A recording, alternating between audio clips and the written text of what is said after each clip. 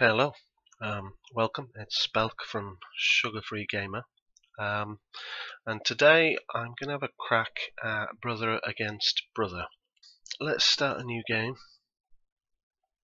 I'm going to play the Union, and we'll do Blackburn's Ford, the small scenario.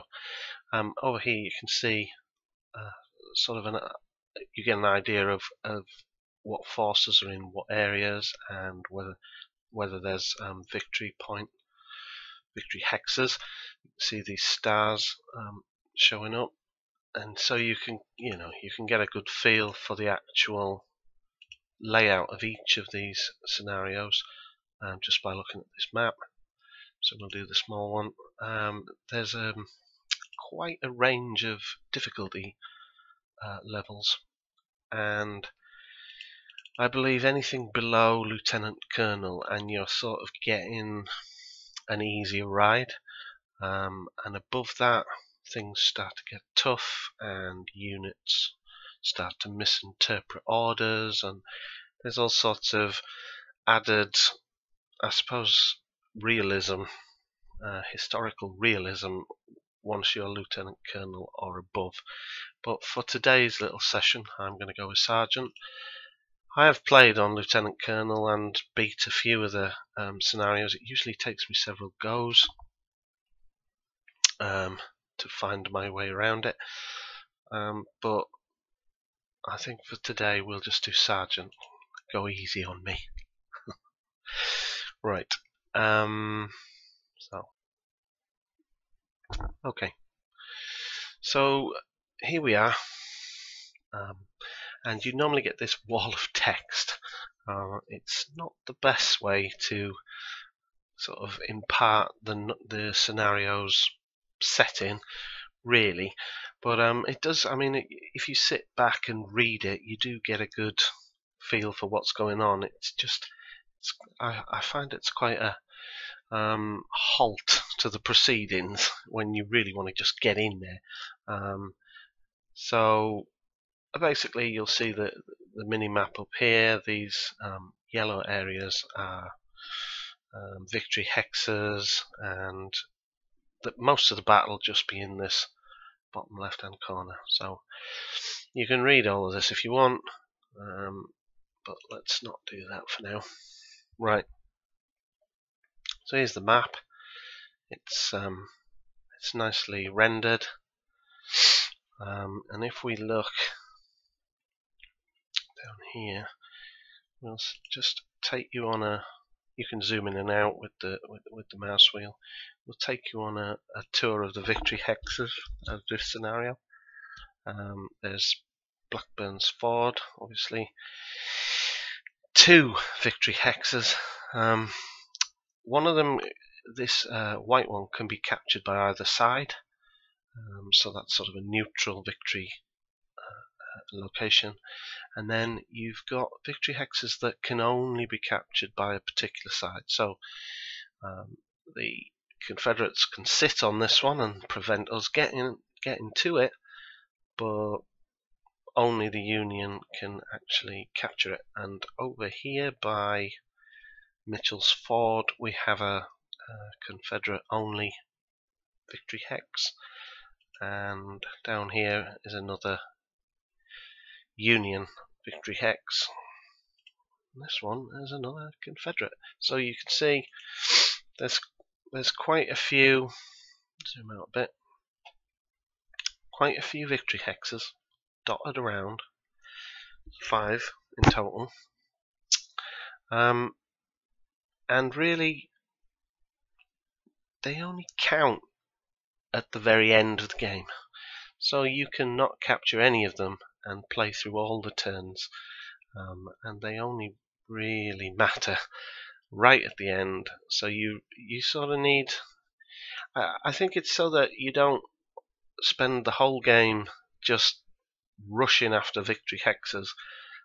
They're not that important until it comes to the reckoning at the end, but obviously you have to plan in your movements and attacks to be in a position to take as many of them as you can and to deny the enemy if you can. So it's not really a sort of a land grab thing. It's more a, you need them for the multipliers and the points at the end. Obviously, casualties play a big part in the final score. So let's zoom in a bit and see what we've got. So we've got some units. These are the sprites graphics for the units. They're okay. They're a bit pixelated. They do give you a feel for what, you know, sort of little toy soldiers on a map type of thing, but they're not defined enough, and the map gets quite busy, and if you zoom out in a little way, it's really difficult to see what's going on tactically, I find, especially when the smoke starts filling the screen up and you're clicking units and moving them around, and hexes are becoming painted with all sorts of identifiers. So I normally play with the chits or the counters, and if I press V, you can see the counters go on, and you can instantly see what type of unit it is, where it's facing, and with the recent 1.03 beta patch, you now have the unit's formation displayed on the counter itself, which is fantastic. So these guys are in column formation, and these little dots, the dotted front means that these guys have got skirmishers out. So you can really get a feel for all of your units and their formations just from these chit counters. So I'm really pleased with how it's developing, and it's only been out a couple of weeks now. But the developers are listening to feedback from the players, and they're tweaking it and patching it all the time, and it's really becoming, it's sort of honing up to something worth playing. Right. So let me show you this. The order of battle. You can see you've got a list of what units you've got, and they're in the hierarchy, and it's denoted by these coloured bars, which is I've never seen this done before, and it's, as long as you're not colourblind, I think it's a really good way of, you can see the formation and the structure on the map, because if you look at the chits close up,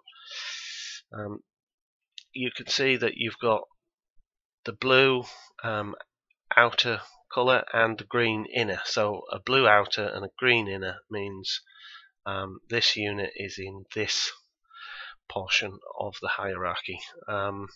We haven't actually got any of the 3rd Brigade on the map yet. I think that's William Sherman's lot, and they come in later. But you've got the top guy, Colonel Israel Fighting Dick Richardson. Fighting Dick, go on, lad.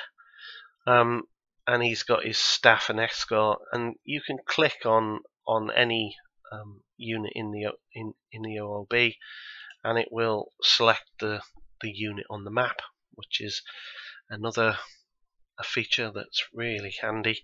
And now you can sort of move the map around, zoom in and out, and actually make movement, commit movements and actions with the order of battle open. And that's a recent feature tweaked by players' comments.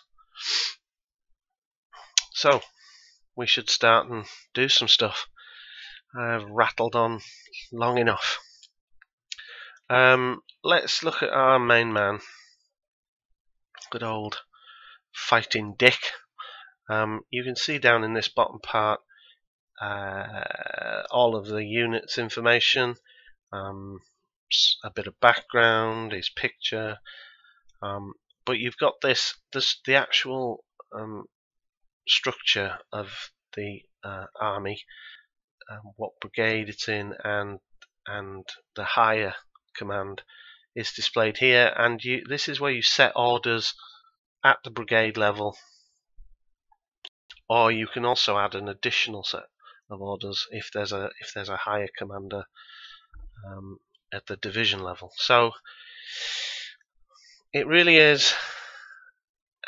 It's an easy way of seeing the whole structure of your force and coordinating things and movements and attacks.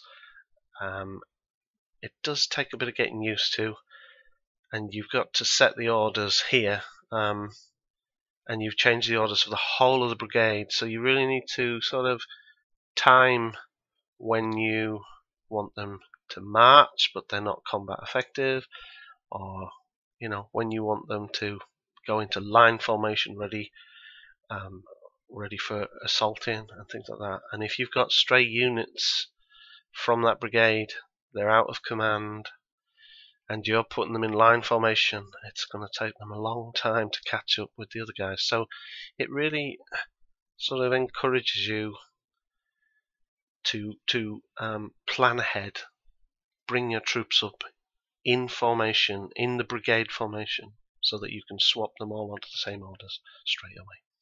Now, God, I'm still waffling on, and I said we were going to get going.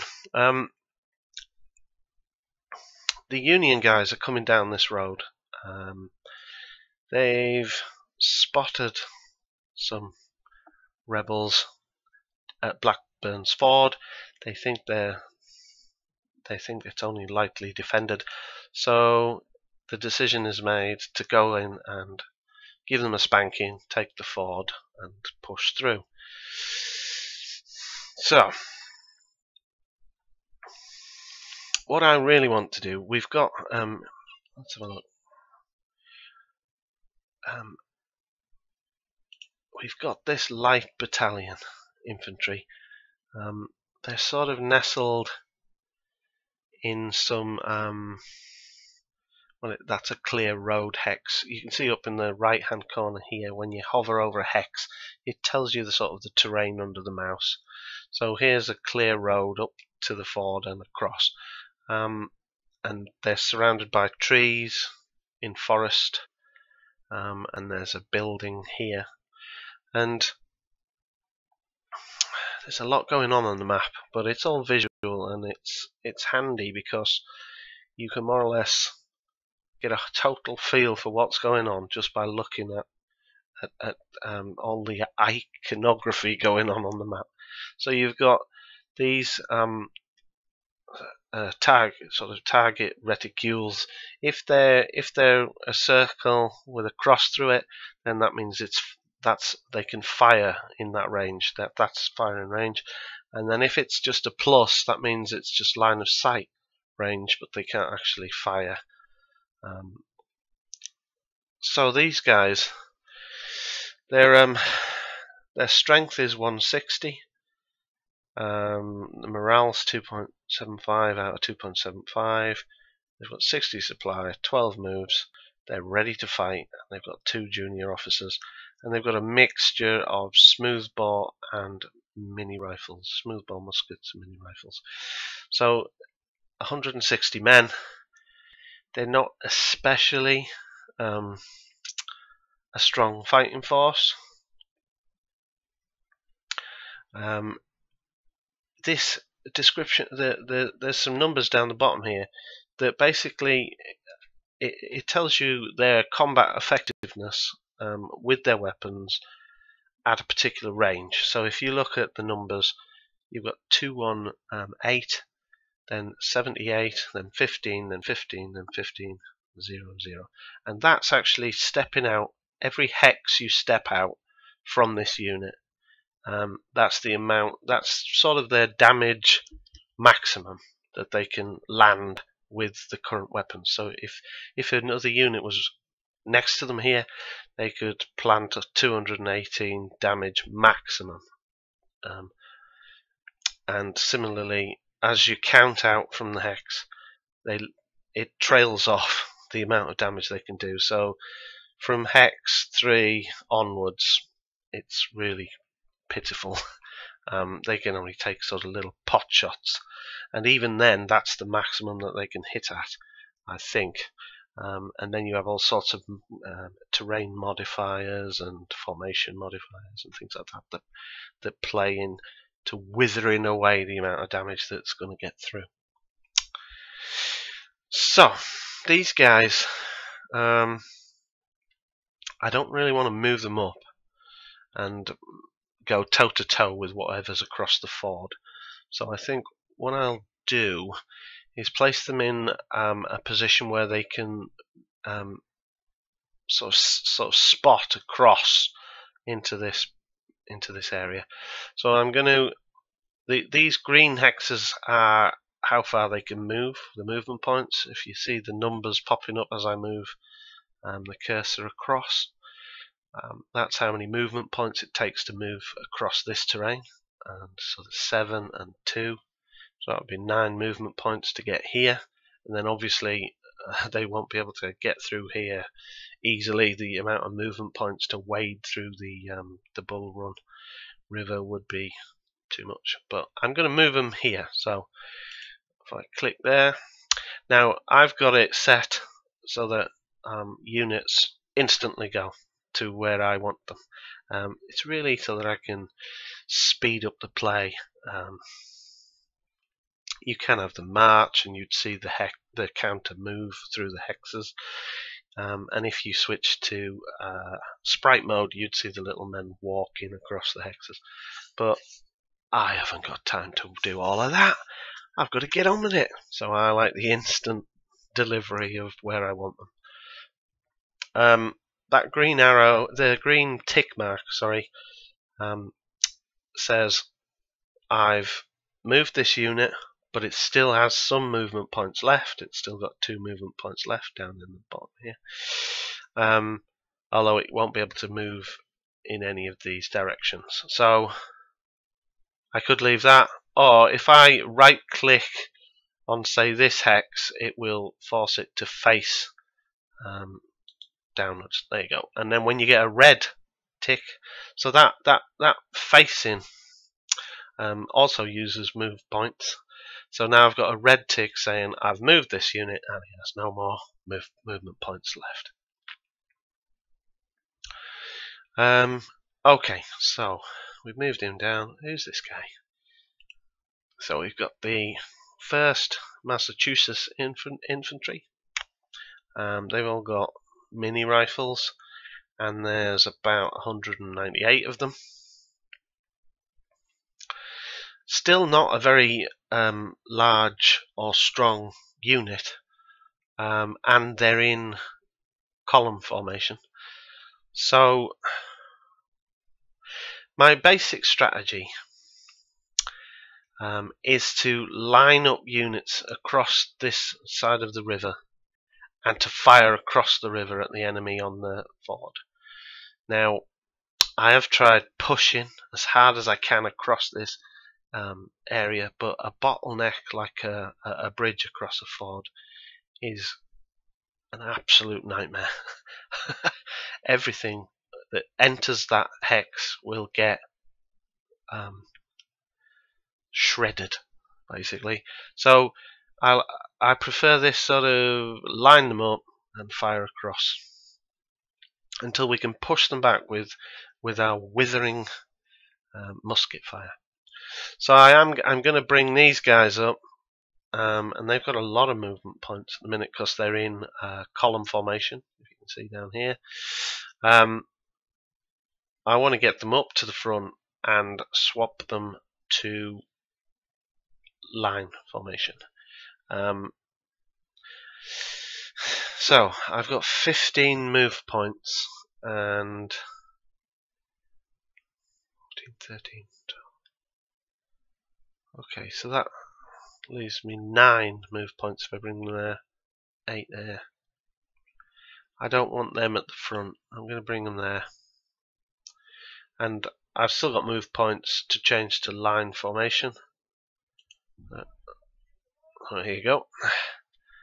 And that's it. I've used them all up, turning them into line. These guys got skirmishers out. What formation are they in? Yeah, they're already in line. Okay, and you can see these dark movement arrows actually shows you the moves you've planned out. So basically, this is like a battle map. You're moving all your units around in a plan, and then you end the turn, and then the consequences all play out.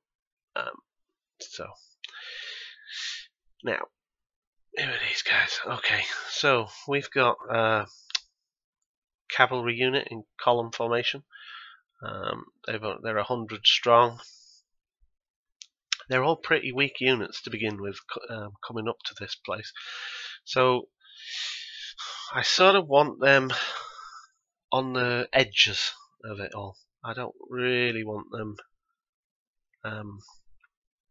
in the main line, not with just 100 cavalrymen with carbines. And you can see carbines are devastating up close and personal, but drop off pretty rapidly. So I want to get people sort of 2 hexes away. So I'm going to put them there essentially, and I'm going to put them in line formation. I can't face. I've not faced them towards the enemy, which is shameful. But there you go. Sometimes that sort of thing happens. You just got to roll with it. Right, here's my artillery. Now they're currently in line formation, which means they won't be able to travel very far. So I'll need to slot them back to column formation, and you can see it's got an 80% chance of getting successfully in column formation. But when I do that,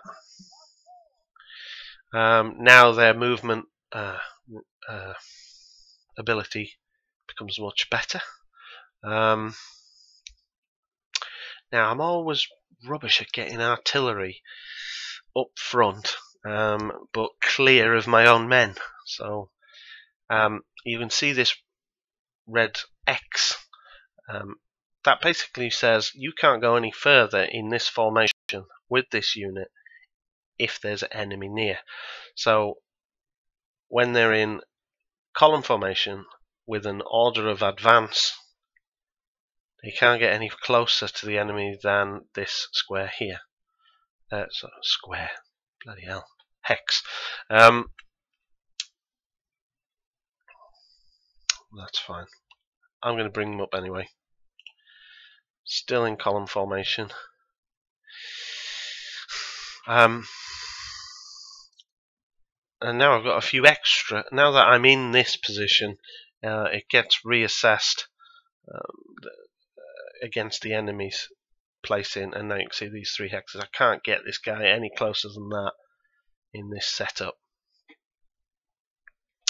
And again, the range, you can see close range is 800, and then 262, and then 112. So artillery's firing at 1, 2, 3, 4, 5 hexes. You've got like 74 damage max coming through. So you need the artillery up fairly close to do some decent damage, but you also need a clear path through, and you can see where the artillery can hit based on these reticules. And I guess it must have been the artillery that spotted these guys. So we've actually identified this as Confederate, the 1st Virginia Infantry. If you look up here on the right, when I hover over it, you can see what they've got. You can see smoothbore muskets, their range. So I guess the artillery has a decent spotting unit with it. You can see these guys, and the actual range that it can see. You can see these other guys. So we've got 3 rebel units across the ford. Now, artillery. I'm always bad with artillery. If I bring it up too close, it won't be able to. But then it won't be able to hit them over here. Let me move it one more forward. You see that? See that it's all to do with. It's all to do with the landscape. The height on this one is 1, whereas the height on this one is a clear road. So it's actually, this is higher, which is why you could see all of that stuff. But you move 1 hex forward, and then my sight gets dropped down to this.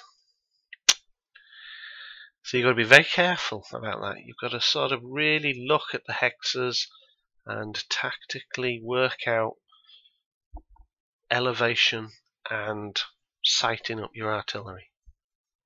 That'd have probably been better leaving it there, but I'll leave it where it is, and I will set it into line formation, and then it loses all its movement points as it swaps. So 1, 2, 3, 4 hexes away, which would be a damage of 87 if it hits maximum. Right, now what did I want to show you? I wanted to show you how you can move the whole lot of them in one go. Now this guy, the 12th New York Infantry, they're out of command. That black star up there means they're out of command. Let me show you the command radius. If I click, I'm not sure what. Oh, that's supply wagon, and that's out of command. Not quite sure why that's out of command, because it's right next to the commander. But if I click old Fighting Dick, this little, you think it's like an ornate piece of trimming, but that's actually that button there. If you click that, it'll show you the command radius, which is sort of in light red hexes. So you can see his command sort of comes all the way down to the front here and all around these areas. So he's got quite a large radius of command, just not enough to reach these guys. So I really need to pull them down.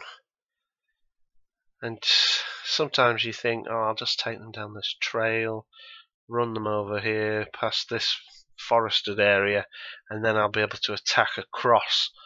But I've found that to be ineffective, because you're shooting from sort of forest area and creeks, and this is sort of farmland, flat plain farmland, and they can really lay into them across this bank, and there doesn't seem to be any way to be effective. So I've given up on that route. It looks like you're set up to do that route because you're right at the edge of the trail, and historically maybe that's what happened, but usually I bring them down the center. Okay, to move in a formation, you can see when I turn his command on and off, you can see these yellow sort of hexes highlighting. They're units under his command, essentially. So these guys, all of these guys, they're all under his command, so they should all have a yellow hex around them, even these. So obviously when you have multiple brigades, you'll see different units highlighted depending on whether they're in your brigade or not. So you need the to move as a brigade, you need this command mode on, if I remember this rightly. I don't usually do this much because I like to just pick and place them myself, but I think you need the command mode on, and then you hold Control, and then you click the hex you want them to land in. So I'm going to put them on this hex. So I'll hold Control, and then I think you left click, boom, and basically there you go. Instantaneously, they all move towards this hex as best they can, and the faster ones get there first. But you'll notice, oh, the supply didn't move, but you notice even the old 12th New Yorkers have got a planned movement here. Are they in? They're in column. A planned movement there. Oh, I've clicked on them now. Hang on. Press Escape to unselect. And let me select the commander again.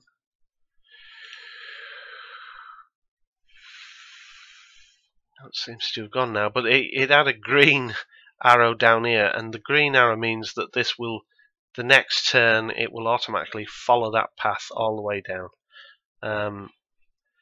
Whereas when it's a dark blue arrow, that's just this turn.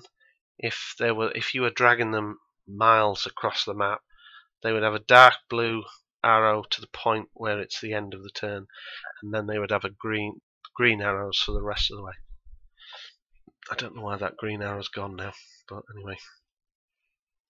Let's get this supply guy up, because we're going to need supply, and I always like to put them near the commander, and I believe this is these figures here, 20 plus 15, are the amount of supply that it will dish out. But usually all units start off fully supplied, I think, and then once the battle carries on, the supply wagon starts dishing out supply to whoever it can get to. So I'm going to put the supply wagon behind this forest. There you go.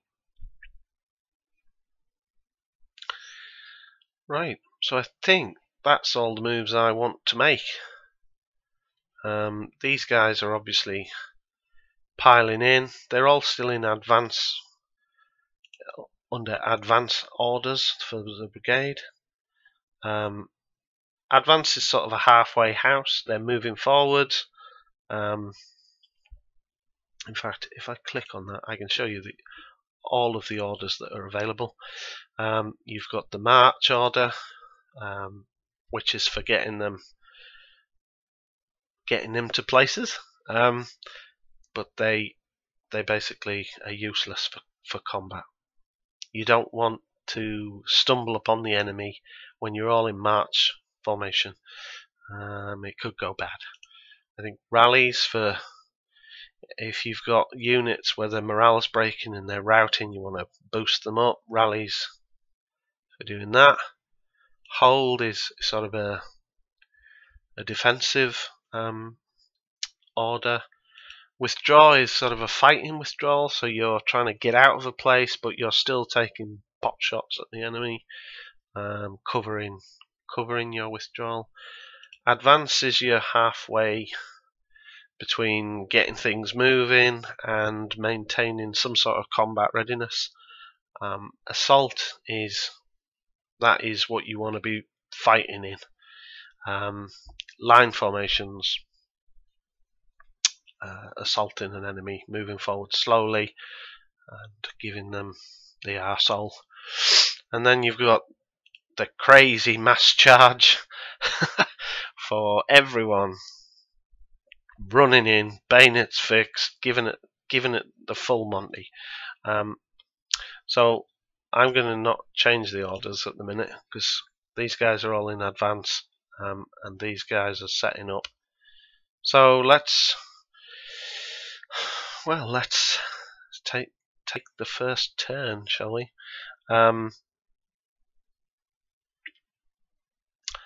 I've got an urge unit point, which can boost movement points, a bit of morale, recover lost strength. I'm going to leave that. I'm not sure whether they are saved or whether they just pop up each turn based on a random. well, not random, but you know, a calculated number. And lastly, before I bore the socks off everyone, you've got your strength summary up the top, which shows you the amount of infantry you've got, sort of current and maximum amount of cavalry, and how much artillery you've got. And you can see the Union are vastly outnumbered by the Confederates on this scenario. So much for thinking this place was lightly defended. And the score summary, at the moment we've got no victory hexes, and the rebels have got 3, and there's been no casualties. At the end, when it's all scores on the doors, the casualties are factored in as multipliers on the victory hexes. So essentially, to win, you need to capture some victory hexes, keep the enemy off the victory hexes, and do more damage and take less casualties. Inflict more casualties, take less. Okay, let's run the turn, and then we'll knock it on the head, and hopefully things will go a bit swifter the next few turns that we do. In turn. Okay, so it's started. We get a turn report. Not much has happened. I think no one's suffered any casualties, and no one's lost anything. Now it's the AI. They're having a shift about, moving all sorts of units up. Nasty artillery.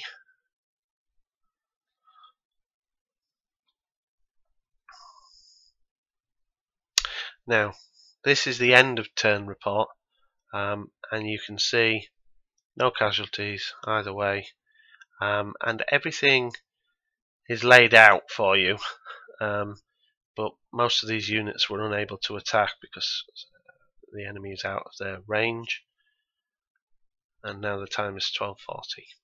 So the turns are scored in 20-minute slots, so you can sort of work out how many turns you have to go through based on the time and the end time, 5 o'clock. Now I need to just check the options here because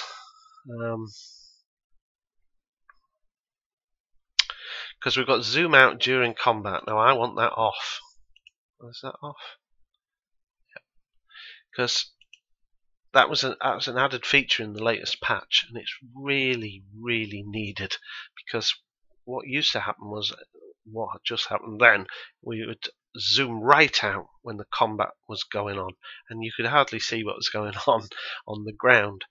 So they put in a toggle where if you don't want that to happen, you can leave it at the current zoom level, which is fantastic, so that I can see who's fighting who, what's happening down on the ground with the men that I've so carefully placed, rather than being this sort of miles away, sort of overarching view of the battlefield. I prefer to see what's happening to the guys on the ground in the tight situations I've put them in. Okay, so that's it. Not much happens. No one fired many shots. It's a bit disappointing really to end on that, but let me call it a day there, and then we'll pick up, and I can assure you I'll get these guys up the front and we'll start volleying fire across that river. Okay, see you later.